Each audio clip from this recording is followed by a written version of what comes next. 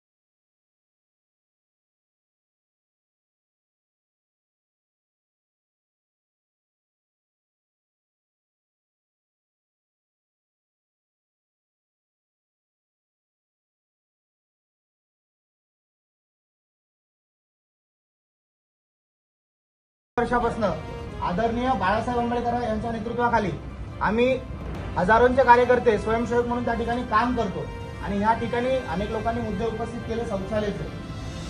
परंतु शौचालयाची दुरवस्था कशा पद्धतीने ते मी तुम्हाला सविस्तर सांगू इच्छितो।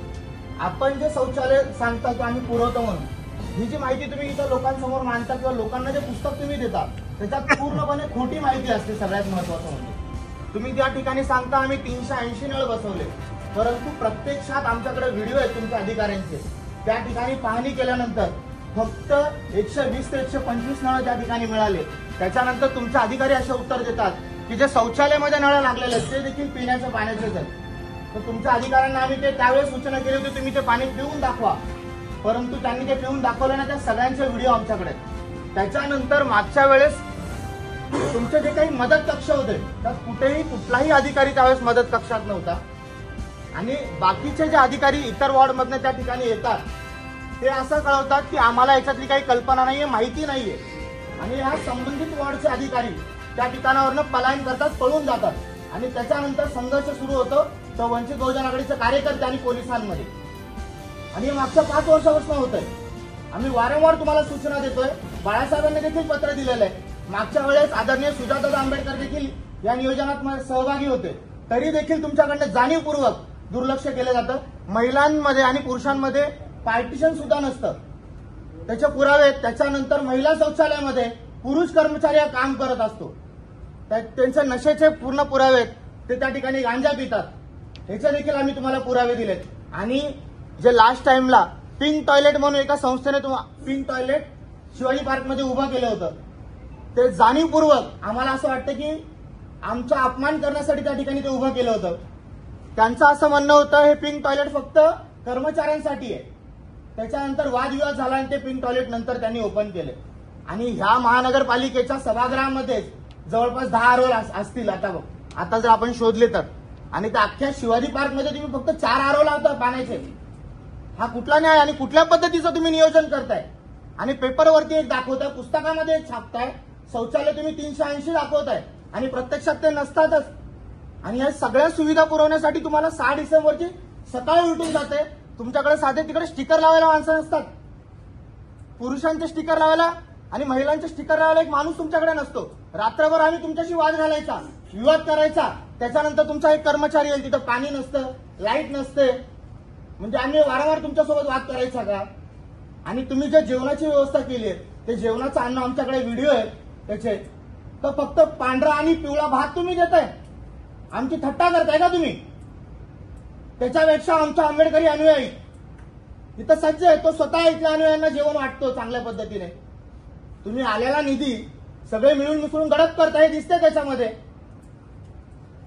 आणि नियोजन मंडपामध्ये अर्ध्या वेळेस तर लाईट बंद असते, चार्जिंग लाईट नसते। 5 तारखेला सायंकाळी ते कनेक्शन जोडायला येतात, सीसीटीव्ही पूर्णपणे बंद असतात। आहे का तुमच्याकडे पुरावे? कोणाकडे तर दाखवा की तुम्ही 4 तारखेला सीसीटीव्ही चालू केलेत म्हणून, कारण तुमच्याकडे पुरावेच नाहीयेत, तुम्ही चालूच करत नाही सीसीटीव्ही। तुमच्या मदत कक्षामध्ये कुठलाही अधिकारी सक्षम नसतो तिथं उत्तर देऊ शकतो। रात्री 2-2 वाजता आम्हाला आयुक्तांना फोन करावा लागतो हे काम झालं नाही करून द्या म्हणून. आपण फक्त एक पुस्तक प्रकाशन करण्यासाठी आणि अभिवादन करण्यासाठी बाबासाहेबांना हा सगळा ड्रामा करतोय का? या सगळ्या बैठका घेतोय का? या बैठकाच्या नंतर प्रत्यक्षात पाहणी करायला येत असताना तुमचे अधिकारी फक्त तिथे येतात, व्हिडिओ फोटो काढतात, सोशल मीडियावरती टाकतात आणि निघून जातात, परंतु प्रत्यक्षात पाहणी करत नाही. पूर्ण पिण्याच्या पाण्याचं पाणी पूर्ण रस्त्यावरती असतं, शौचालयाच्या पाण्याचं रस्त्यावरती पूर्ण पाणी असतं आणि तिकडे पूर्ण गाळ जमा होतो. लोकांना त्याच्यातनं चालत जावं लागतं. याचे देखील पुरावे आहेत. मागच्या वेळेस पूर्ण पुरावे तुम्हाला दिलेत. आता पाहिजे तर आता देखील तुम्हाला पूर्ण व्हिडिओज आम्ही देतो, तुमच्या अधिकाऱ्यांचे व्हिडिओ देतो. पेपरला बातम्या आहेत, टीव्हीला बातम्या आहेत, परंतु हा हलगर्जीपणा जाणीवपूर्वक केला जातो असा आमचा आरोप आहे तुमच्यावरती. आणि हे तात्काळ थांबवा, नाहीतर येत्या काळामध्ये वंचित बहुजन आघाडी हा महानगरपालिकेत येईलच सत्तेत. त्यावेळेस आमची विनंती समजा, धमकी समजा. कुठल्याही अधिकाऱ्याला यावेळेस जर चुकीच्या पद्धतीने कोणी काम केलं, अनुयायांची गैरसोय केली, तर वंचित बहुजन आघाडीचे कार्यकर्ते त्या अधिकाऱ्याला ठोकण्याचं काम 100% करतील.